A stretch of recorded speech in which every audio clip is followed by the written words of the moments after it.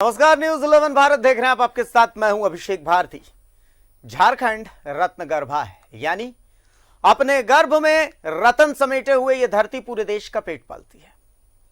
हो सकता है कि आपको मेरी बात थोड़ी अतिशयोक्ति लगे, थोड़ी अजीब लगे कि झारखंड पूरे देश का पेट पालता है, लेकिन मुझे यह कहने में कोई गुरेज नहीं है, इतना सा भी गुरेज नहीं है।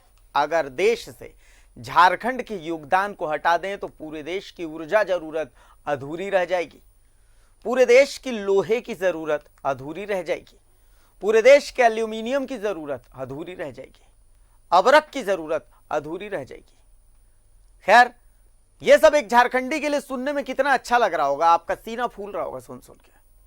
पर इन सब से झारखंड को क्या हासिल होता है, अगर हम ये सोचेंगे तो आपको दुख होगा।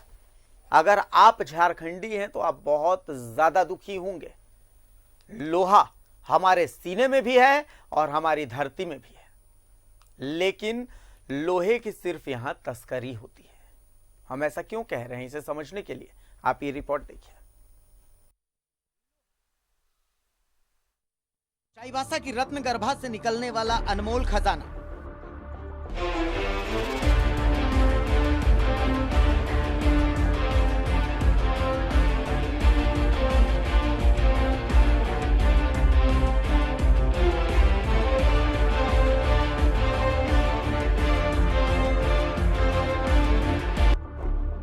लेकिन इस खजाने को बाहरी लूट रहे हैं। चाईबासा के स्थानीय भूखे मर रहे हैं और बाहर वाले तस्करी की ऐश काट रहे हैं।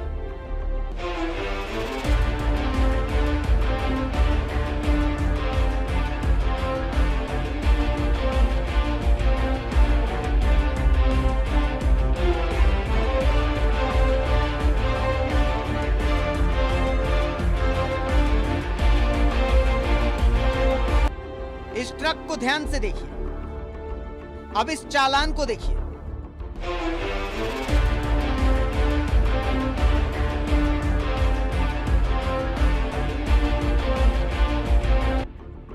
तस्वीर चौका की है, जहां न्यूज 11 संवाददाता की नजर इस ट्रक पर पड़ी। थोड़ी सी पूछताछ में पता चला कि लौह अयस्क की तस्करी चल रही है। न्यूज 11 भारत संवाददाता ने अपना धर्म निभाया, चौका थाना को फोन लगाया और जवाब आया।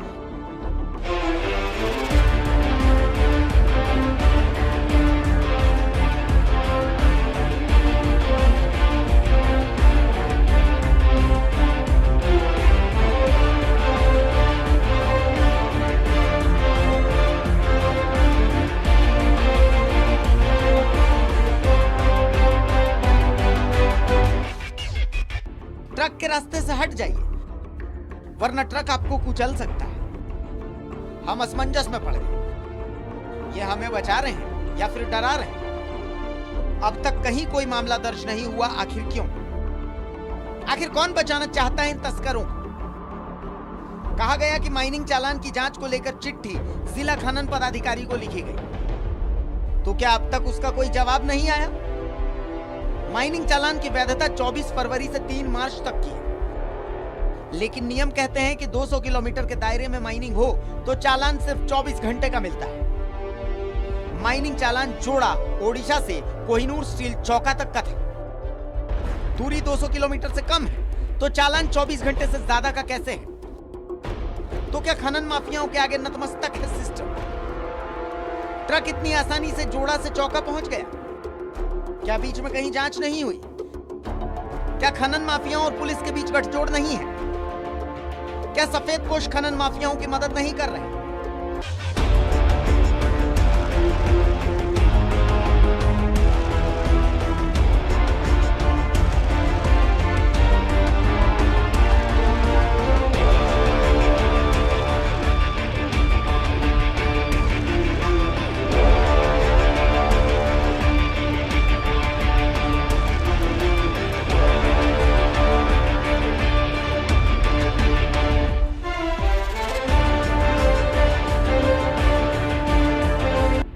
एक तरफ झारखंड का खजाना खाली और माफियाओं के खजाने भरे हुए क्यों?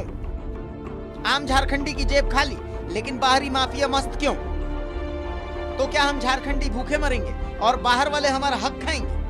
आज पुलिस अधीक्षक के साथ जिला के सभी अनुमंडल पदाधिकारी, डिस्ट्रिक्ट माइनिंग ऑफिसर, जिला के अपर समाहर्ता, सभी वरीय पदाधिकारियों के साथ, फॉरेस्ट के सभी डीएफओस के साथ हम लोग खनन टास्क फोर्स का मीटिंग किए। अक्सर कुछ दिनों के पहले भी कुछ मीडिया के द्वारा कुछ सूचनाएं प्राप्त हो रही हैं कि आयरन ओर के संबंध में विशेषकर फर्जी चालान के माध्यम से कुछ वाहन उड़ीसा की तरफ से जिला में प्रवेश कर रहे हैं। इस बात को गंभीरता से लेते हुए 2 दिन पहले एक टास्क फोर्स का टीम भी वहां जांच किया था, 2 वाहन को पकड़ाया भी है इस तरह का।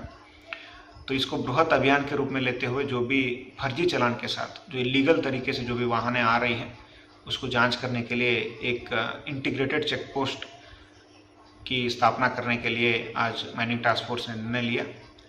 इसी तरह जो भी अन्य राज्यों के जो चालान हैं उसको वेरिफिकेशन करने के लिए एक मैकेनिज्म डेवलप करने के लिए भी हम लोग एक प्लान बनाए हैं। सरायकेला से बसंत साहू के साथ किरीबुरु से करमवीर शर्मा की रिपोर्ट। और अब हम आपको सीधा जमशेदपुर लिए चलते हैं, क्योंकि चौका का जो रास्ता है वो रास्ता बहुत महत्वपूर्ण है। अगर इस तस्करी की बात करें तो 24 फरवरी की रात हमारे सहयोगी बसंत साहू ने और उनके कैमरे ने एक ट्रक को पकड़ा। इस ट्रक पर अवैध लोहा लदा हुआ था, लौह अयस्क था इस पर। बसंत साहू ने थोड़ी पूछताछ की तो जो ट्रक के ड्राइवर थे, चालक थे, सहचालक थे, वो संतोषप्रद जवाब नहीं दे पाए। माइनिंग चालान देखा गया। उसके बाद हमने पत्रकारिता का धर्म निभाया और चौका थाने को फोन किया। और जानते हैं चौका थाने का जवाब क्या आया? कि आप रास्ते से हट जाइए वरना ये ट्रक आपको कुचल भी सकता है। हम सोच में पड़ गए कि चौका थाना हमें बचा रहा है या हमें डरा रहा है। लेकिन इसके बावजूद हमने अपना धर्म निभाया। आज 24 तारीख से आज 2 मार्च की तारीख आ चुकी है। उसके पास जो माइनिंग चालान थी वो माइनिंग चालान था 24 तारीख से 3 मार्च तक का। ये आ रहा था जोड़ा से और जा रहा था कोहिनूर।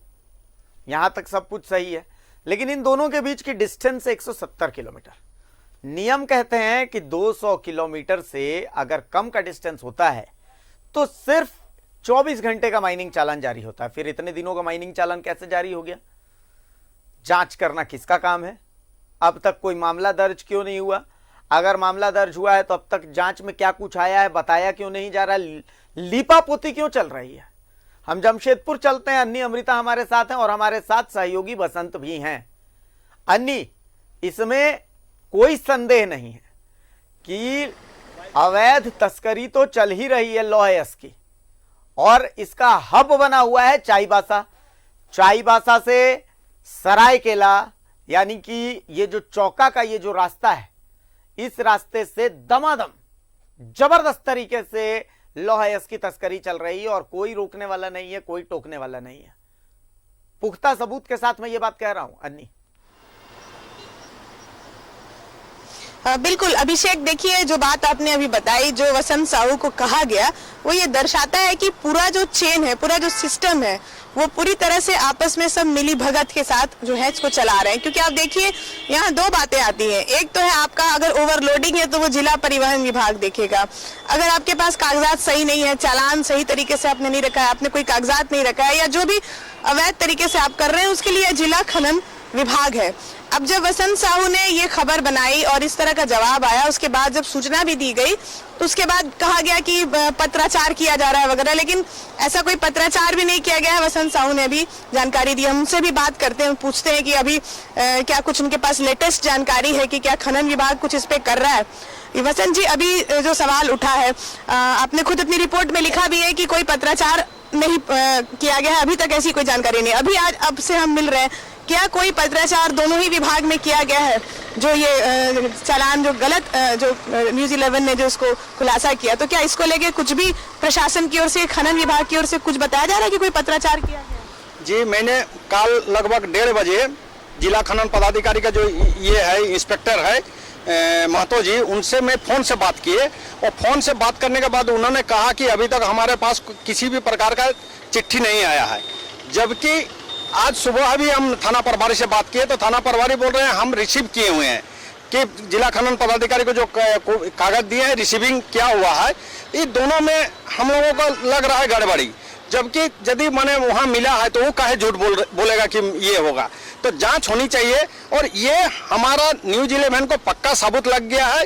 ये जो मैंने ये करता है एक नामी कंपनी के नाम से जो माल आ रहा है उन बेच ही नहीं सकता है क्योंकि उसको अपने जरूरी है। और दूसरा चीज है कि ये जो मैंने चालान जो बनाता है ये चालान बनाने के लिए आपका बड़बिल में कंप्यूटर सेंटर एक बना हुआ है। उस कंप्यूटर सेंटर वो 2 से 2,500 रुपया लेता है। फर्जी है, वो फर्जी है। जी जी वो फर्जी है। इसके लिए उड़ीसा सरकार को भी जांच करना चाहिए और पुलिस अकेले जांच करके नहीं सकेगा क्योंकि ये जो माल आ रहा है मैं दवा के साथ बोल रहा हूँ कि मैंने आपका हाथा और चांडिल चौका इस सब क्षेत्र में जो भी फैक्ट्री में माल आता है इसमें अधिकतर मैंने 2 नंबर माल आता है और 2 नंबर माल को यदि जांच किया जाए तभी जाकर के ये होगा। प्रतिदिन 2 करोड़ रुपया का सरकार का राजस्व है और इतनी बड़ी जो मैंने राजस्व की जो घटना मैंने ये इन लोग लूटपाट जो हो रहा है और इसमें कहीं न कहीं जो हमारे पास सूचना है बिहार के कोई बड़ा नेता का रिलेशन का गाड़ी 29 ठो गाड़ी है। वो 29 ठो गाड़ी भी इसी में ये किया गया है। हाल के दिन में यदि कोई पकड़ता है तो वो ऐसा पैर भी लगाएगा कि पदाधिकारी भी डर के मारे नहीं जाएगा। इसलिए बहुत बड़ी चीज है। लेकिन आज हमारा न्यूज का बहुत बड़ा देन है न्यूज 11 का, जिसके कारण डीसी साहब से मेरा बातचीत हुआ, जबकि मेरा सरायकेला का भी डीसी है और चाईबासा का भी डीसी है राजकमल जी। उनसे मैं स्वयं बात किए हैं, उन्होंने बताए हैं। आखिर मेरा न्यूज 11 को नहीं बताया कि मैंने बताया कि चैनल के माध्यम से हमको पता चला है। इसलिए जो चीज है कि एक सप्ताह के अंदर हमको लग रहा है कि हाटगम्हरिया जो पश्चिम सिंहभूम है वहां पर इन लोग गेट लगाएगा। गेट लग जाएगा तो अवश्य चोरी ये होगा। इसमें न्यूज 11 के माध्यम से डीसी साहब को अवगत हुआ है। भले मैंने पुलिस प्रशासन कुछ करे या नहीं करे, लेकिन पुलिस प्रशासन यदि गाड़ी पकड़ता है तो तुरंत FIR होता है।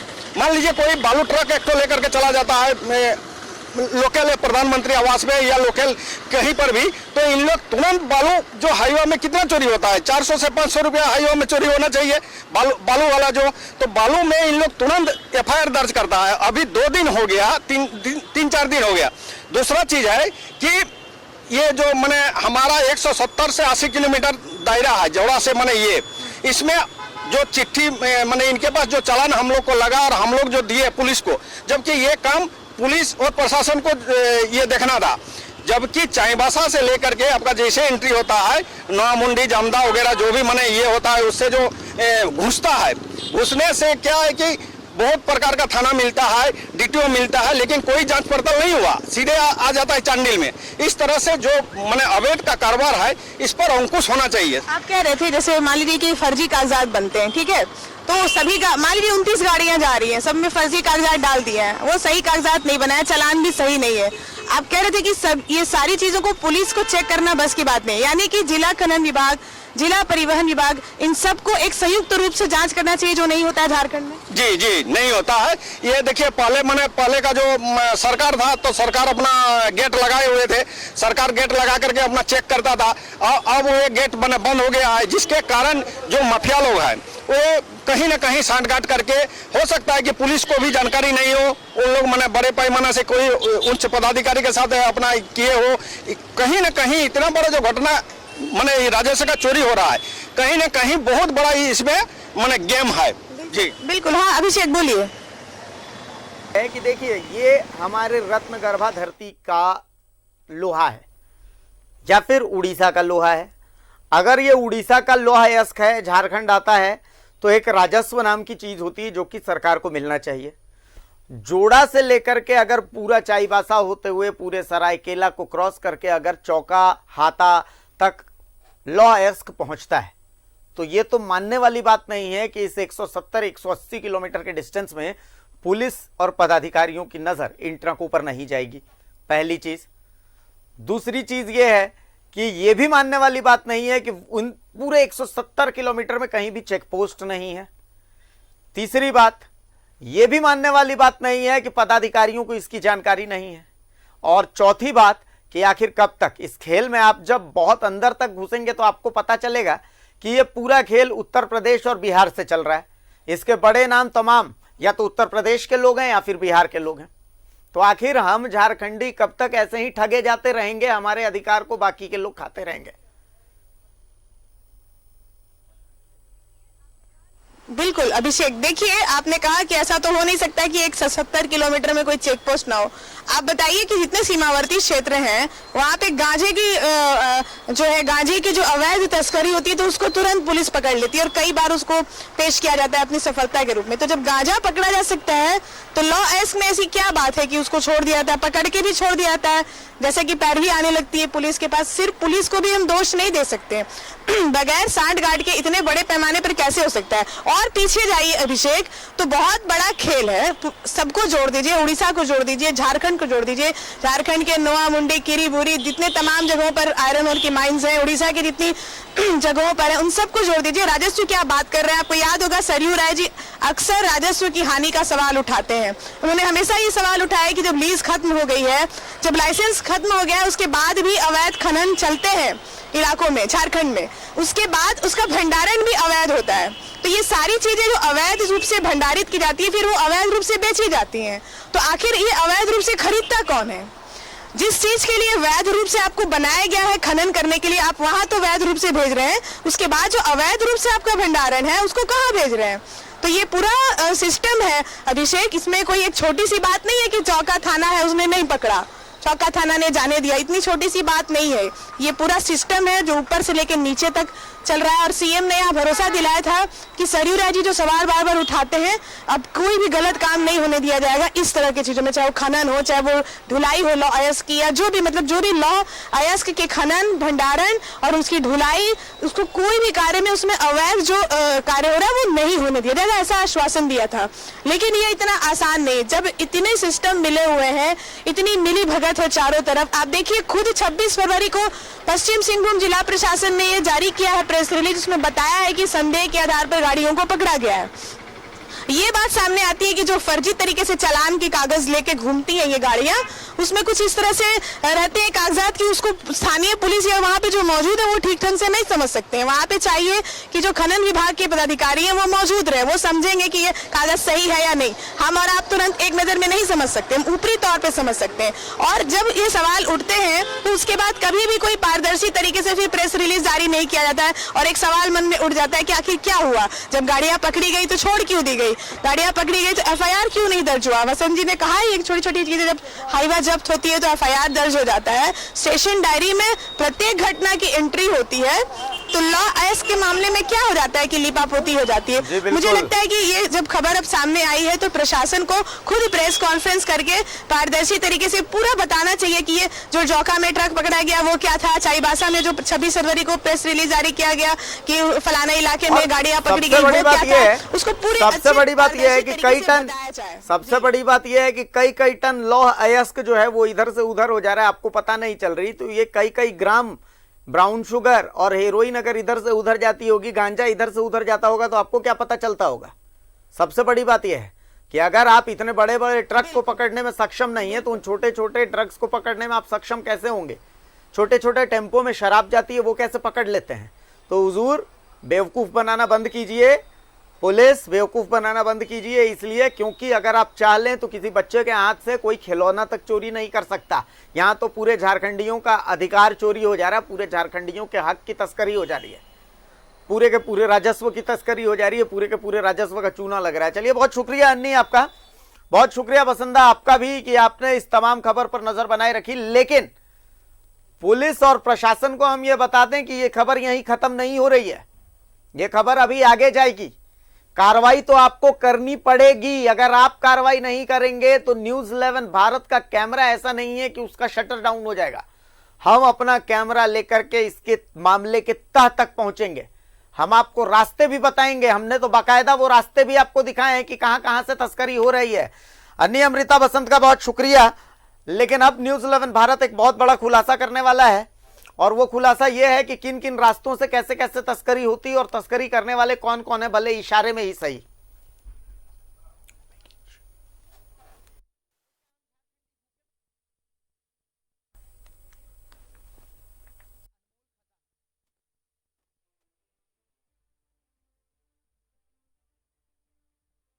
कैसे कैसे तस्करी होती है। यह रिपोर्ट हमने पहले भी दिखाई थी, लेकिन हमें लगता है कि प्रशासन को यह जानना चाहिए। हमें लगता है कि शायद पिछली बार आप तंद्रा में थे इसलिए आपने कार्रवाई नहीं की, लेकिन इस बार आपकी तंद्रा शायद टूटेगी।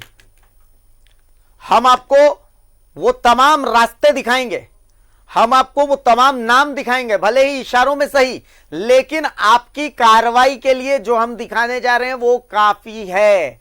तो किरीबुरू से ये रिपोर्ट देखिए कि लौह अयस्क की तस्करी होती कैसे है, उड़ीसा से झारखंड में, और राजस्व में करोड़ों करोड़ का खेल कैसे होता है, राजस्व को चूना कैसे लगाया जाता है। बहुत बड़ा खुलासा न्यूज़ 11 भारत का एक बार फिर से। लोहे की तस्करी, न्यूज़ 11 भारत का बहुत बड़ा खुलासा। किरीबुरू में धड़ल्ले से हो रही लौह अयस्क की तस्करी, झारखंड की हकमारी, झारखंड से उड़ीसा और उड़ीसा से झारखंड होती है तस्करी। जोड़ा, बड़बिल, बड़ा जामदा, नोआमुंडी में धड़ल्ले से होता है खेल। 4 रास्तों से होती है तस्करी।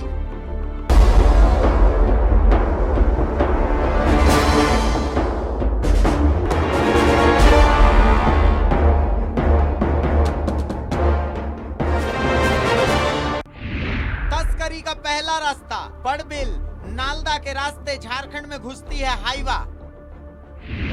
रात के अंधेरे में होती है तस्करी। नालदा गेट से घुसते हैं वाहन, वहां तैयार होता है फर्जी माइनिंग चालान। फिर यहां से गम्हरिया, चौका, चांडिल भेजा जाता है अयस्क। जोड़ा के रहने वाले खान की सरपरस्ती में होती है तस्करी। तस्करी का दूसरा रास्ता नोआमुंडी और जैतगढ़ के बीच जामपानी रोड में है अवैध प्लॉट। यहां उड़ीसा से लौह अयस्क मंगाकर डंप किया जाता है। यहां भी बनता है फर्जी चालान। फिर यह अयस्क भेज दिया जाता है प्लांट्स में। जमशेदपुर के नाटा और काला करवाते हैं ये तस्करी। जुगसलाई का एक शख्स भी है शामिल इस खेल में। तस्करी का तीसरा रास्ता बड़ा जामदा और नोआमुंडी के बीच कांडे नाला से होती है तस्करी। इस खेल में नोआमुंडी, जमशेदपुर और बड़ा जामदा के तस्कर हैं शामिल। तस्करी का चौथा रास्ता बड़ा जामदा क्षेत्र स्थित एक क्रशर संचालक चलाता है ये धंधा। यहाँ कोर मिनरल से डंप काटकर बिछा दिया जाता है, उसके ऊपर ब्लू डस्ट डाल दिया जाता है और फिर अवैध अयस्क को लोडर से बराबर कर दिया जाता है। जांच टीम आए भी तो उसे कुछ पता नहीं चलता।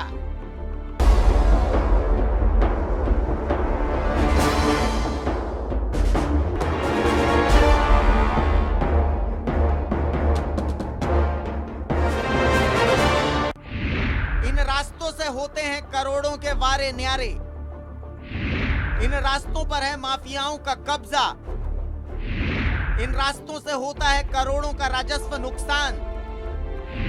तो क्या इस तस्करी पर लगेगी रोक?